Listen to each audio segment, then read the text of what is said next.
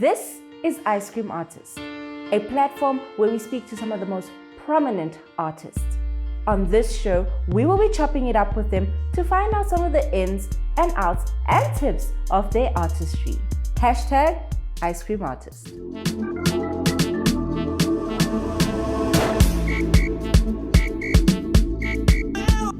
My name is SIX NYAMANE. I am a professional actor, originally from Newcastle, KZN, but living in Johannesburg and working in Johannesburg. The name came about, I think, in my high school year. I used to be a provincial hockey player. So my jersey number was 6, right? And because of all the tournaments, there was really no time to be learning each other's names. The coach would usually refer to us as with our numbers, 6 passed to 12 or 12 passed to 1 type of thing, you know. And then 6 just kind of stuck with me, you know. And because I was such a strong hockey player, people always says, you're so strong when you're 6. Did you just keep 6, you know? And so whenever I'd be nervous about something, people would always say, no, come on, you're strong, be 6, be like 6. And then that's how 6 stuck. So I've been 6 forever. The character I've ever played to date would have to be Natasha on Blesses. I think I really had the most fun with that character. You know, there were no limits to how far I could take it. That was the best character I think ever, and I would not mind doing it again. Oh my dad can be such a douchebag. I know, right? Shut up. You're so lame. Lame. All I wanted was a little money to take my friends to Bali. You know, they only like you because they know that your mom and dad are loaded. Run to your friends, scream. Papa doesn't want to give me money. I'm tired of your nonsense. So we're going, right? Like you booked everything. Just shut up. We're going, right? Can you guys all just relax? I didn't know that I'd do this, but the first thing that I do when I study a role is I put the character up against myself. Because I really don't want to bring the character down to me. I need to rise up to the character. So the first thing I do is I bring them up against myself. In order for me to develop their personality, I start picking up the things I would not like in a person. Like, you're this kind of person and I don't like this about you. Then I would know, okay, this person is like this. Or I do not like the way that you do this, or the way that you walk, or the way that you... So once I put them up against me, and what I believe in, what I like, that's how I develop them, and that's the first thing that I do.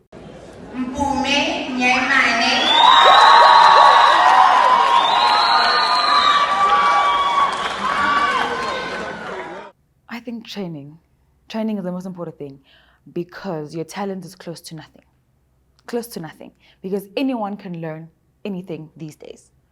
Training is so advanced and people are becoming so good at a skill. So sure, I mean, you're a talented actor, but someone can go to school for it and beat you at your game because you're just like, oh, you're talented, so you're gonna just lean against your talent and not do anything to like reinforce it or make it better. So definitely the training. It doesn't matter how talented I am. The one thing I couldn't do was to really involve myself emotionally. I think my talent was there, but school really taught me how to become and how to embody a character fully. You know, and I take that with me everywhere now because I become that person. I mean, it's easy to just really just act and pretend and you go home. But when you go there and you embody, there's really so much that you bring out. You know, so one of the things that I really learned how to do, and I'm so proud of today, is I learned how to cry. I didn't know. I'd always be there like, and just forcing it and faking it.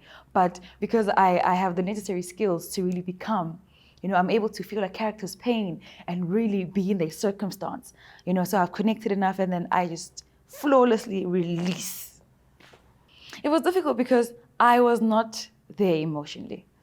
I was just given a job. Hey, you're going to become this person today. And I just go there and I become that person.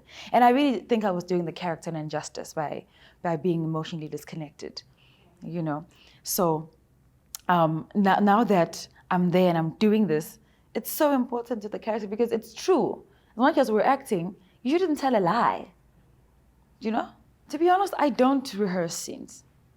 I don't rehearse my scenes. I depend on the director to come and block it. I mean, I just learn my lines. That's just my 1% that I do.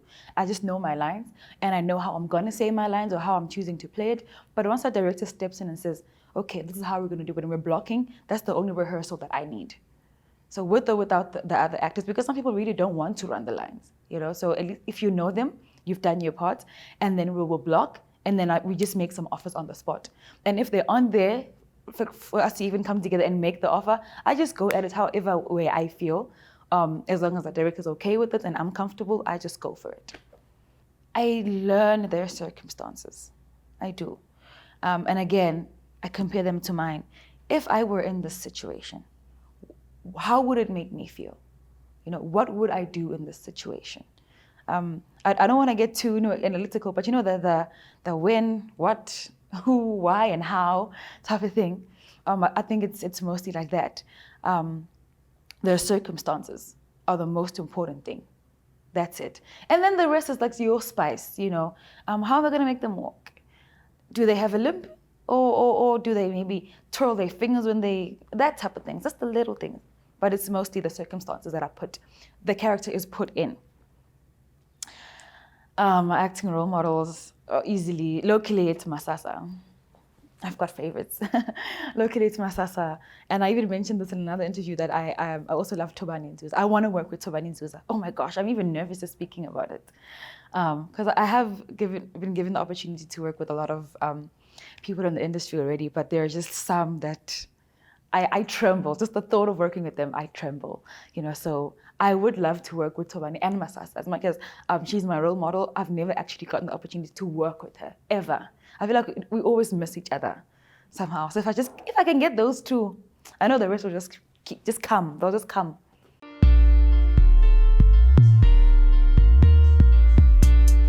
What invention lets you look right through a wall?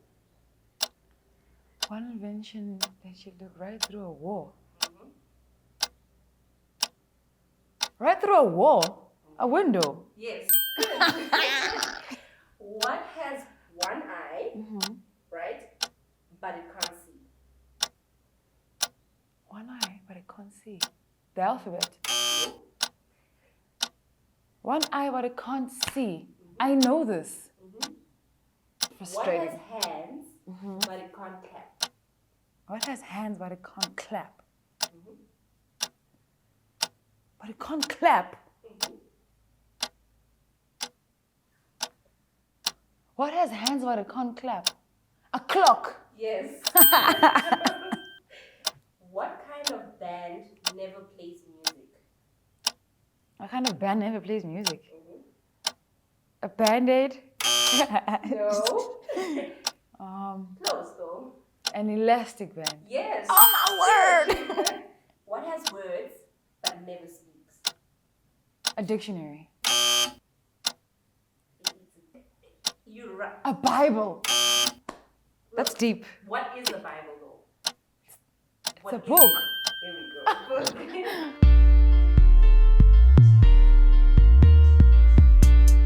Yes. Let's talk about your character, how you were able to immerse yourself in that character.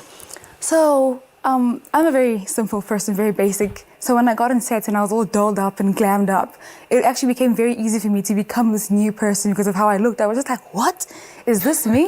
So, like, jumping into her, it took some time and some development, but it wasn't difficult at all.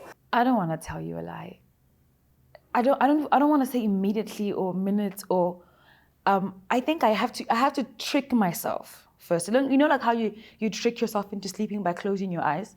I think I have to start embodying it. I can't just jump into one. It's not like I'm putting on a pair of pants, I'd have to really pretend first. I'd pretend to be in the character first, then automatically it will come. And when it does come, I realize, actually, they're here. Okay, cool. It's like something will come and take over you. I have to summon them, and then they will come. But I can't just jump into something like it's nothing. Then I think I'd be pretending, and I'd be, actors don't act. I wouldn't be acting. I didn't realize this till right now, actually, that I think probably just music. I think the music that I like will always bring me back to me. Always, because I don't really have a hard time stepping out of a character. As soon as I remove the wardrobe and I'm back in my comfortable clothing, I have no issue with stepping out of any character.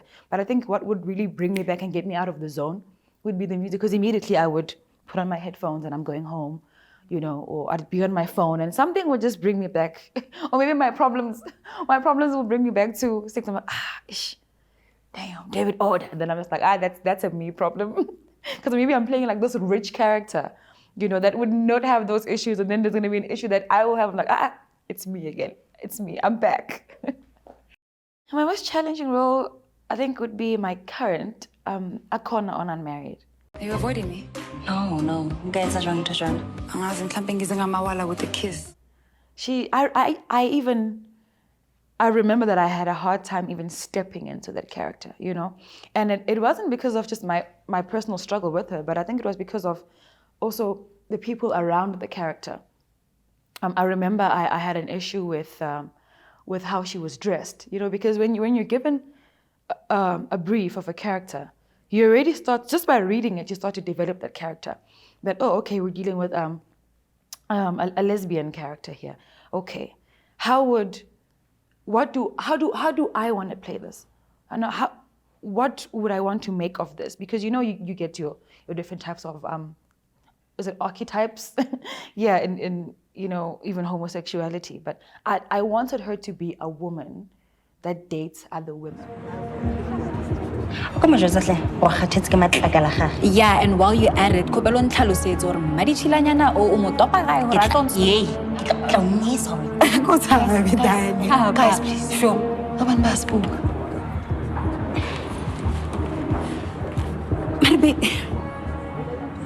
Emotional abuse how Aubon, Vele Aubon, Huriran.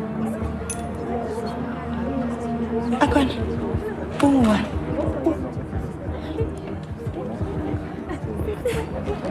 Yeah, no. I did not want her to try and be the dad, you know, or the man in the real. I just wanted her to be a woman that just dates other women, a femme. They call them femmes, you know.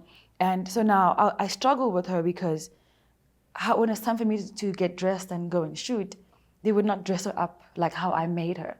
And it's my responsibility to make her, to develop her. So I feel like maybe if we had sat down and we had dressed her in a particular way, you know, and we discussed it, I would have fully embodied that character easily. But now there was just those obstacles that, what is she wearing? How is she wearing her hair? You know, why would they ask me to maybe remove my nails or maybe not have any makeup on type of thing, you know? And when I sat by myself and I took the time to develop her, that is not how I made her. So the most difficult one to step in was really Akona on Unmarried, you know, but I did it, you know, and also she's really a difficult character as well. She's very, like, emotionally, she's all over the place. She's all over the place. And now I don't have maybe memory of that to lean back on, to depend on, you know, because, you know, we use a lot of emotional recall. So I can't have I've experienced this before, like a juxtaposition of emotions. I think I'm quite emotionally stable and mature. She was all over. I couldn't relate, you know, so I really had to take the time and do research and really explore, you know, is she a bit of a narcissist or she's just heartbroken and she damaged? I did not know, because most of my characters I really have just been, it's like you're bare, oh, this is just the circumstance she's in, it's so sad, oh, then we'll make it better again. Here, it was all over the place, all over. She's unsure, now she's sure, she's confused, now she's not. And I'm just, so it was hard to really relate and jump into that character. I don't know how I manage, honestly. I think the one thing that has worked the best for me was to just really hide from the people, just to unavail myself, because it does get quite hectic. You get busy, you know, with work and then your real life, you know. So I think just being a little bit selfish with me and my time, you know, just hiding from the world a little bit. If I'm not at work, then I'm just gonna be here doing nothing else. If I'm not there, I'm just gonna maybe take some time off of work a little bit, you know. Also, another thing that would help, I remember, is switching my phone off. Switching my phone off really just puts me in a space where it's just peace and quiet. It's just peace and quiet, you know. And you just avoid certain things. You know, if you're working at the time, you're going to focus on that at the time, you know. And if you're not working, then at least you have time to do other things, and you don't want to mix. So I think I've been fortunate enough maybe to not get double roles, you know. And it's just been a single role. I do that and I'm done. I'm really just fortunate, but it does get quite hectic. I'm hopeful. Let me just say I'm hopeful. Netflix, Netflix. You know, we're cooking something.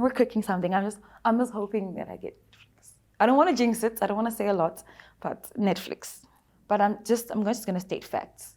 You need to train for it. almost nobody is going to want to work with you if you are not trained.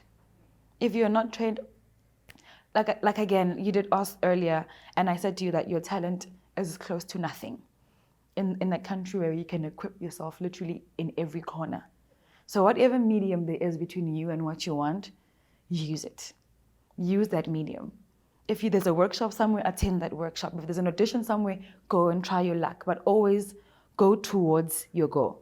But the training is the most important thing.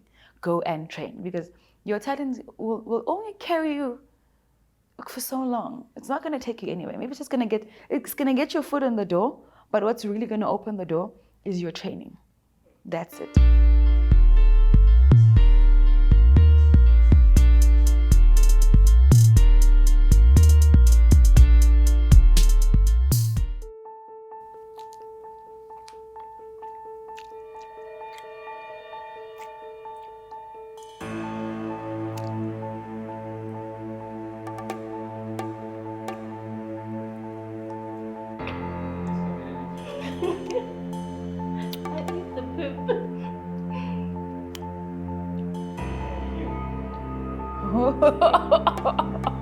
Yes. Okay. I'm going again. I hate anangig.